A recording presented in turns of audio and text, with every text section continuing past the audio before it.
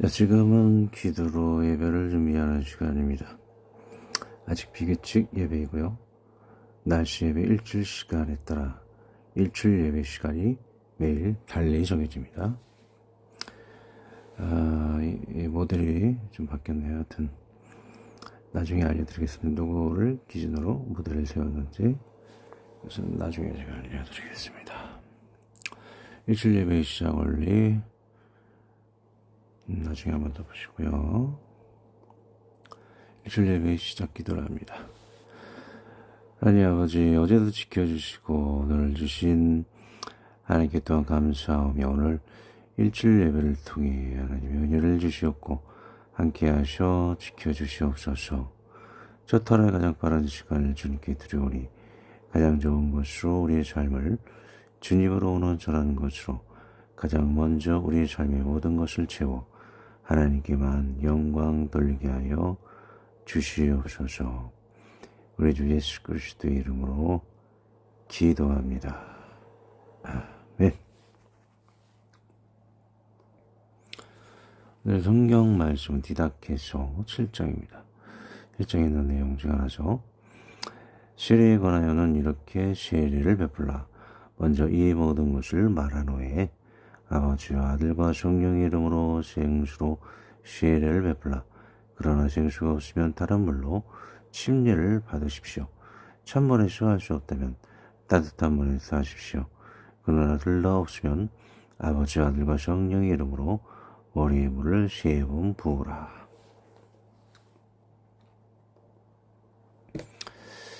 자, 오늘 여러 가지 내용을 알 수 있는 첫 번째 그림입니다.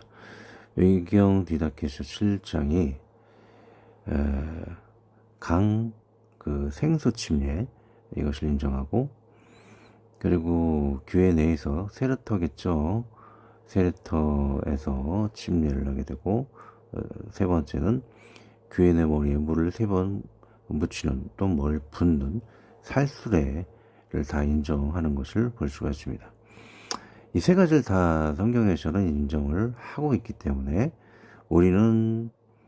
우리처럼 침례교는 침례만 받아야 한다, 그 외에는 이단이다 또는 무시하는 것은 오히려 그것이 하나님 보시기에 이단인 것을 알 수가 있죠. 오히려 또 장로교에서는 이 머리에 물을 이렇게 찍는 물을 붓는 거나 다름이 없죠. 그것만이 진리다라고 하는 것도 이단적인 것이죠. 이 세 가지를 동시에 인정하고 어느 교회든지 간에 이 세 가지를 융통성 있게 하는 그 교회가 성경적인 정통교회인 것을 볼 수가 있습니다. 그림이 잘 나와 있죠. 제일 왼쪽이 머리에 물을 붓는 또 머리를 찍는 살수례, 그리고 예수님이 받았던 그런 침례, 그리고 이렇게 추운 날에는 이렇게 할 수 없지 않습니까? 그래서 예배당 안에 그런 탕을 만들어서 하게 되는, 그 따뜻한 물에서 하게 되는 그런 침례가 있겠고, 바닷가에서는 바닷가나 시냇가나 다 생수잖아요. 그래서 바닷가에서 받는 그런 침례가 있을 것입니다. 이 세 가지가 다 하나님 보시기에 합당한 것이다 라고 할 수가 있겠죠. 더 깊이 들어갑니다. 성경은 세 가지를 모두 인정하고 상황에 맞게 다 할 수 있는 것입니다. 그러나 우리 교단은 내 말만이 맞다고 무조건 한 가지, 무조건 맞다고 고집을 하면 이단입니다. 침례교 신자가 우리 말이 맞다고 고집하는 그 침례교 신자가 사실은 이단인 것을 오늘 성경은 증거를 합니다. 참 놀랍죠. 이렇게 쉽게 위선자의 거짓을 외경이 증거하고 있으니 말이죠. 제가 실제로 당했던 겁니다. 침례교 신자한테 이렇게 세례를 받는 머리를 찍는 그런 것을 지적을 하면서 비성경적인 것이라. 그러나 디다케서는 그것이 성경적인 것이라고 바로 이야기를 하고 있죠. 계속 나눕니다. 저는 속초나 고성에 교회를 짓는다면 동해 바닷가인 생수에서 침례를 하기를 원합니다.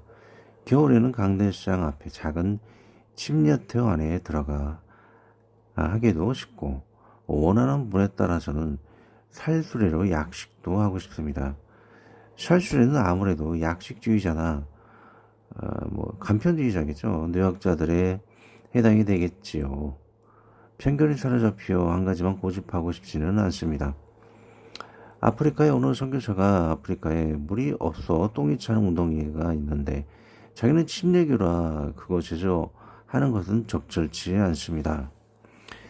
침례교라도 이 머리에 교회 내에서 물을 찍는 것도 할 수가 있는 거죠. 자기가 침례교라고 그래가지고 물 웅덩이에 막 억지로 들어가다 보면은 아프리카 같은 데는 똥 웅덩이 많잖아요. 이렇게 깨끗하지 못한 웅덩이가 많죠. 동물들이 이렇게 더럽혀 놓은. 그런데 굳이 자기들이 침례교라고 해서 그런 더러운 물에 그 몸을 받아서는 안 되는 것이죠.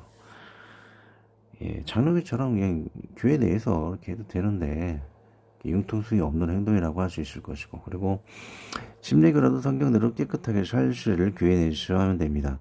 네, 다시 언급하고 있죠. 그들의 거룩한 성례를 무시하고 싶지는 않지만 후자가 더 나은 성경적 선택인 것은 여러분도 아실 것입니다. 당시 상황에 따라 유연하고 현실적인 목회적 배를 하라는 것이 성경적이고, 12사도의 교회 목회를 위한 지침서이고 강령인 디다케스를 통한 하나님의 명령인 것입니다. 교회는 성경적인 관습이라면 성경 안에서 주의 명령을 따르면 됩니다. 성경적인 관습이 지금까지도 교회에 내려오기 때문에 장로교의 그런 세례가 이어져 온 것을 볼 수가 있는 것이죠. 기도합니다. 하나님 아버지, 디다케스 7장을 통해 세례의 세 가지 방법을 모두 유연하게 현실적으로 목회를 위한 배려를 주신 감사합니다. 그러므로 외경도 인정하고 침례든 살수레든 서로를 판단하지 말고 이당과 같이 하나만 고집하는 어리석은 자가 되지 않게 하옵소서. 예수님의 이름으로 기도합니다. 아멘. 자음은 이런 내용을 제가 가사로 이렇게 잘 요약을 했습니다. 낮 10시에는 이것을 AI로 풀어서 한 내용까지도 나중에 같이 찬양으로 듣도록 하겠습니다. 디다케서 7장을 통해 세 가지 대례법, 디다케서 7장을 통해 냇가의 생수 침례, 교회 내 침례터, 교회 내 물붓기, 목회를 위한 유연성, 현실성을 위한 배려를 감사합니다. 외경도 인정하고 타교단 시례법을 인정하는 지혜를 주시옵소서. 예수님의 이름으로 우리가 이게 바라는 것이죠. 예, 감사합니다. 같이 들어가겠습니다.